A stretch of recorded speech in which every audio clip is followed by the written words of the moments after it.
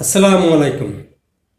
পবিত্র কোরআনের সূরা বাকারা আয়াত নং 117, সূরা মারিয়াম আয়াত নং 35, সূরা নাহল আয়াত নং 40 এবং সূরা ইয়াসিন আয়াত নং 82 এগুলো সহ বিভিন্ন স্থানে মহান আল্লাহর অসীম ক্ষমতার কথা বলা হয়েছে, যেখানে বলা আছে যে আল্লাহ যা হতে বলেন তা হয়ে যায়। এই অসীম বিশ্বব্রহ্মাণ্ডে অসীম সংখ্যক ব্ল্যাক হোল গ্যালাক্সি আছে, যার এক একটির আয়তন কয়েক শত ট্রিলিয়ন সৌরজগতের সমান। সৌরজগতের আয়তন ট্রিলিয়ন ট্রিলিয়ন পৃথিবীর সমান।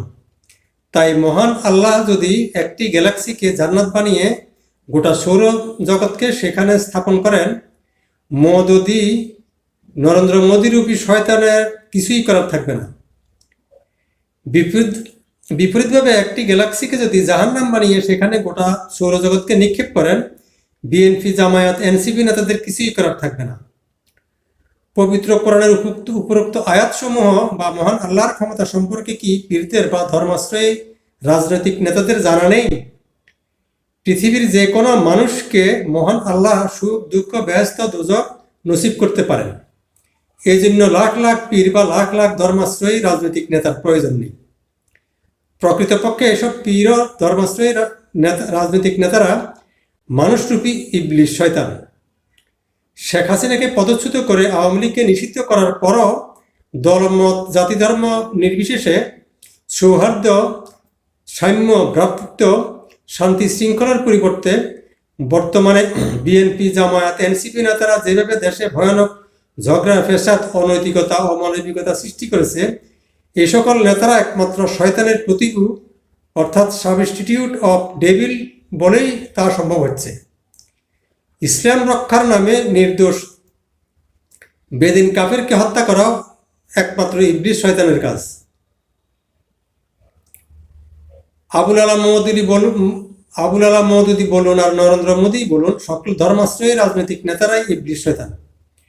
সাবেক প্রধান বিচারপতি ও প্রধান উপদেষ্টা মোহাম্মদ হাবিবুর রহমানের লেখা বাংলাদেশের রাজনৈতিক ঘটনাপঞ্জি 1971 থেকে 2011 নামক বইয়ের 161 পৃষ্ঠায় তারিখ 19/2/2005 অনুগ্রহপূর্বক দ্রষ্টব্য। সেখানে বলা আছে যে 10 বছর পূর্বের অর্থাৎ 1995 সালের হিসাব অনুযায়ী দেশে 2 লাখের বেশি পীর আছে। এক পীরের সঙ্গে অন্য পীরের মিল নেই।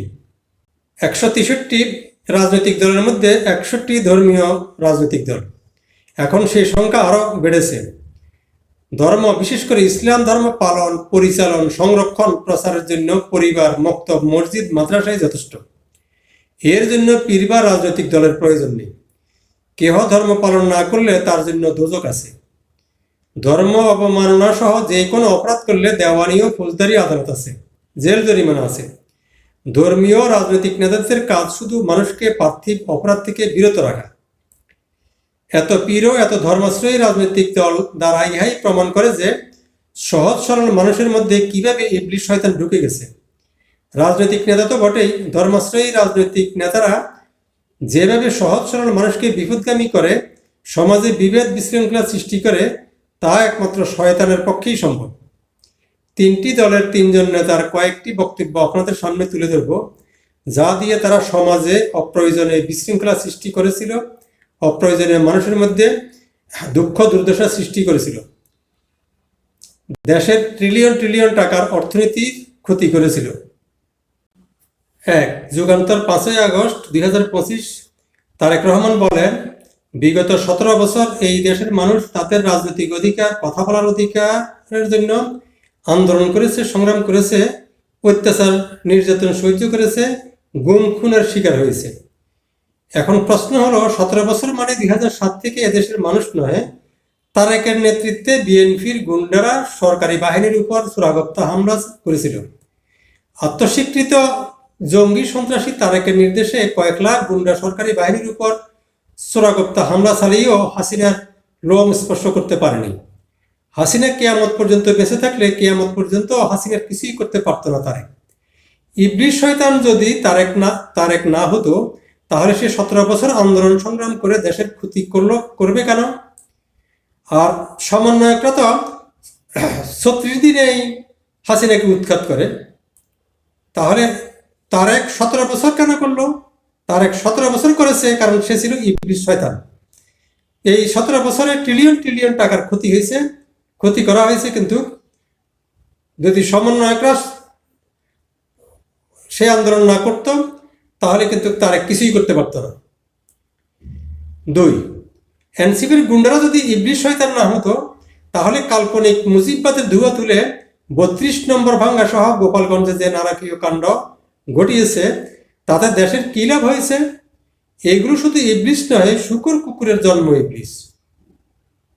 3, জামায়াতের জানোয়াররা কোটি কোটি বার বলেছে যে ইসলাম রক্ষা ও ভারতীয় আগ্রাসনের বিরুদ্ধে তারা 1971 থেকে অদ্যাবধি আন্দোলন করছে।